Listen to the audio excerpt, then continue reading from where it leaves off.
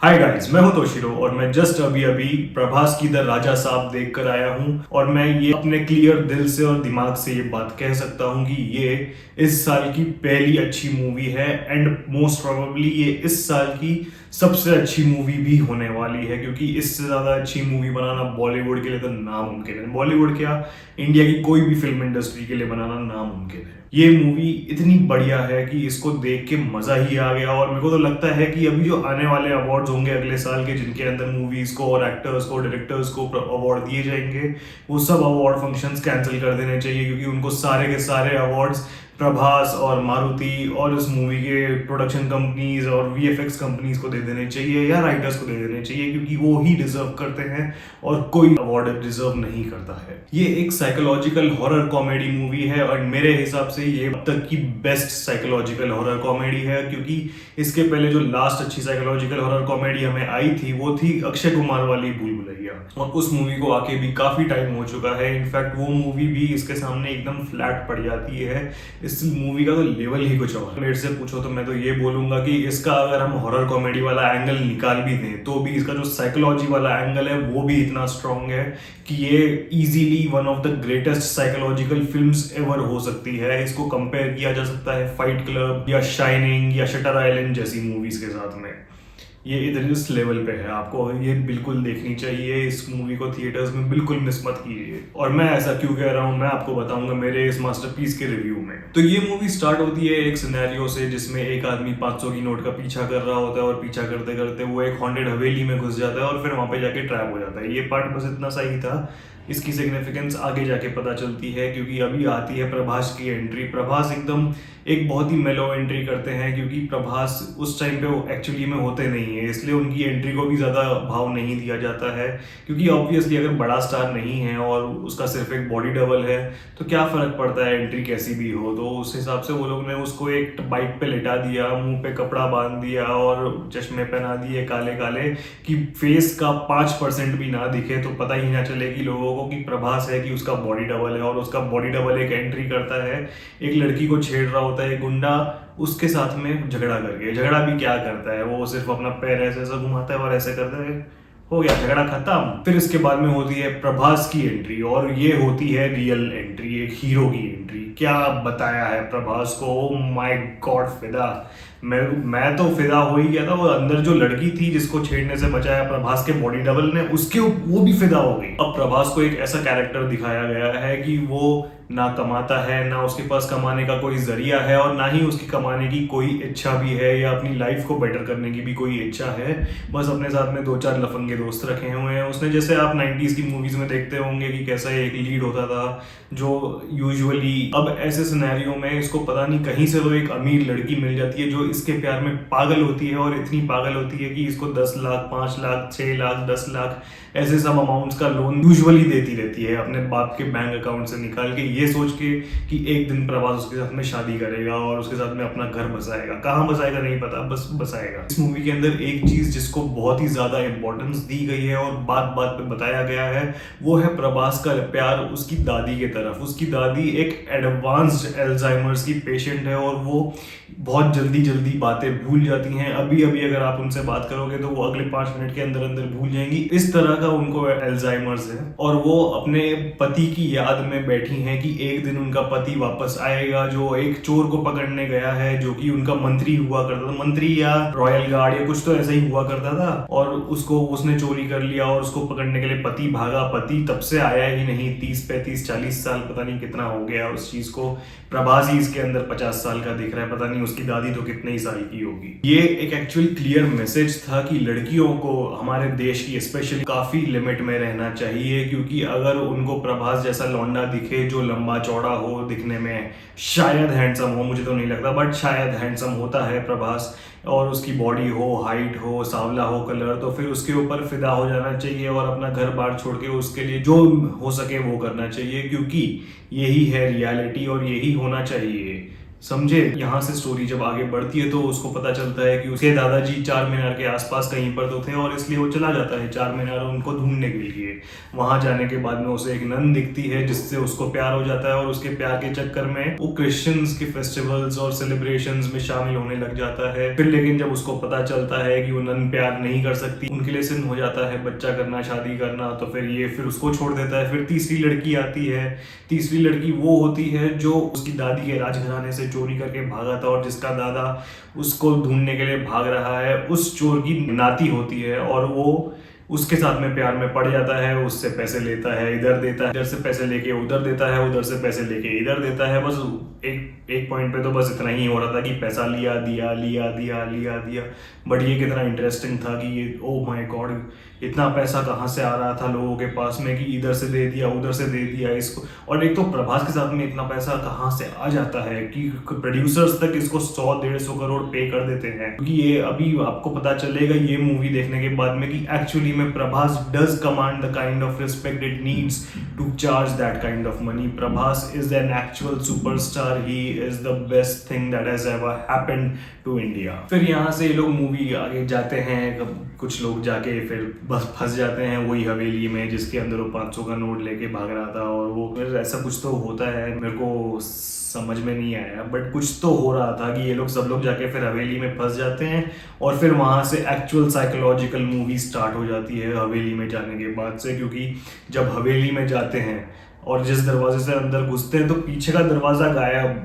अभी ये हुई ना कुछ यूनिक बात, मतलब ऐसा तुम लोगों ने कभी देखा है? ग्रुप ऑफ फ्रेंड्स अंदर घुसा एक दरवाजे से और पीछे से दरवाजा ही गायब। ये होता है एक्चुअल यूनिकनेस। फिर एक दूसरे दरवाजे से वो लोग बाहर निकले तो वहां से ट्रेन उनके सामने से गुजर रही है बिना पटरी के, और मतलब उनके गार्डन में ट्रेन गुजर रही है।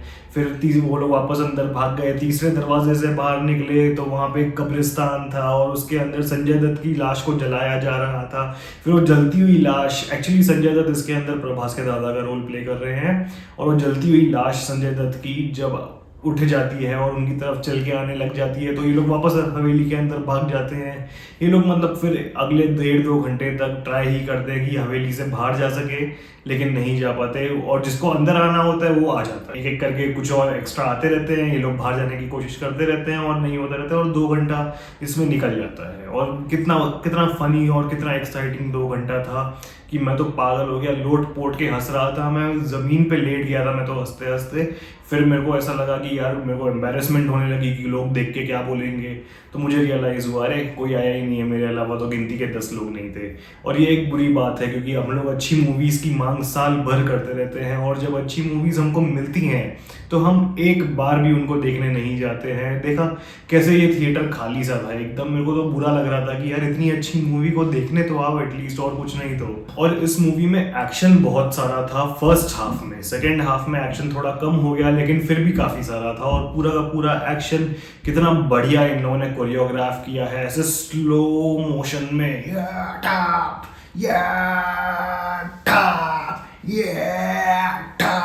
ऐसा पूरा एक्शन स्लो मोशन में, ताकि हमको एक एक डिटेल पता चले कि उसने पंच कैसे मारा, लात कैसे मारी, कौन सा उसने वेपन यूज किया तो किस तरह यूज किया। इतना डिटेल में एक्शन करना एक बहुत ही बड़ी बात है क्योंकि इतना इजी नहीं है ये करना।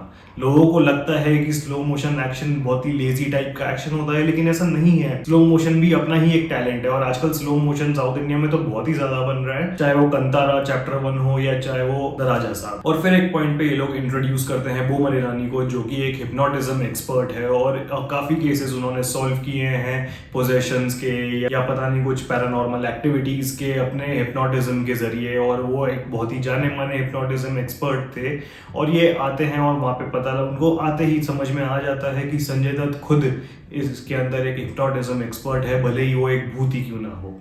अब वो एक भूत के साथ में हिप्नोटिज्म की फाइट करने लग जाते हैं, और क्या फाइट होती है, ये मजा आ जाता है। मतलब एक पूरी दुनिया बन जाती है हिप्नोटिज्म की, कि संजय दत्त और Boman Irani are fighting through hypnotism. ये पूरा फाइट हो रहा था एक पैरेलल वर्ल्ड में जो इन लोगों ने अपने दिमागों में बनाई हुई थी, और ये पूरी पैरेलल वर्ल्ड इनको रियलिटी में हेलुसिनेशंस की तरह लग रही थी। वो अब बोमन ईरानी और संजय दत्त की हिप्नोटिज्म और हेलुसिनेशंस को लेके फाइट होने लगती है। तो आपको क्या लगता है कौन जीते? ऑब्वियसली ये चीज चीज में कोई शक ही नहीं है कि ये सिर्फ संजय दत्त ही जीत सकता है ये फाइट, क्योंकि संजय दत्त को प्रायर काफी एक्सपीरियंस होगा हैलुसिनेशंस को लेके। और फिर जब बोमन ईरानी हार जाता है, जो कि एक हिप्नोटिज्म एक्सपर्ट है, उसको संजय दत्त भगा देता है और फिर उसकी फाइट होती है हिप्नोटिज्म के अंदर ही प्रभास के साथ में। प्रभास जो कि ये फर्स्ट टाइम कर रहा था, एक ही बार में ऐसा छक्का मार देता है इस हिप्नोटिज्म की बॉल को, बॉल स्टेडियम तो दूर सिटी के बाहर चली गई थी। परफॉर्मेंसेस की अगर हम बात करें तो मैं तो बोलूंगा छोड़ो परफॉर्मेंसेस की क्या बात करनी है, हमको तो पता ही है प्रभास कितना बढ़िया एक्टर है। और क्या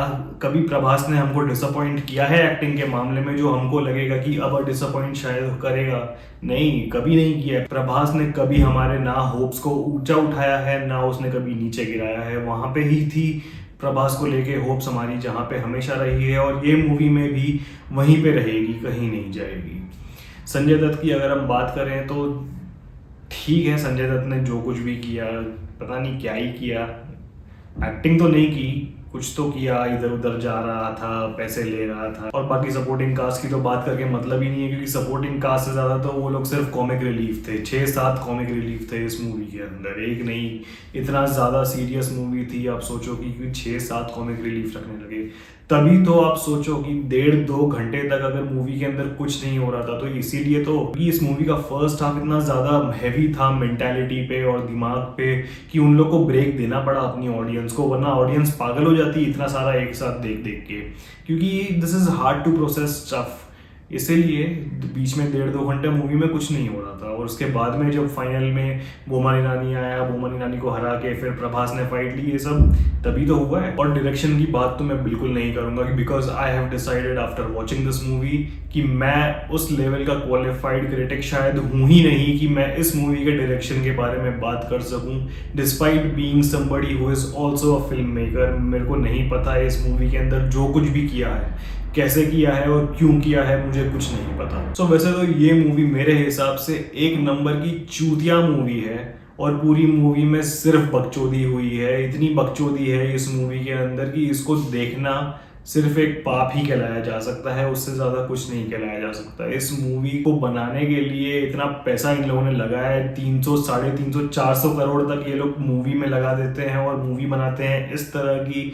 मुझे तो अब लगने लगा है कि क्या लोगों को चाहिए नहीं कि उनका प्रॉफिट हो, या क्या लोगों को नहीं चाहिए कि अच्छा सिनेमा कभी इस देश में बने। वीएफएक्स की बात करें तो पूरी मूवी तो सिर्फ वीएफएक्स ही है, ग्रीन स्क्रीन पे खड़ा करके पूरा का पूरा मूवी ऑलमोस्ट इन लोगों ने शूट कर दिया। 70 से 80% मूवी ग्रीन स्क्रीन पे शूट हुई है, और उसके ऊपर से इन लोगों के तो काफी प्रॉप्स भी सीजीआई पे बने हुए हैं।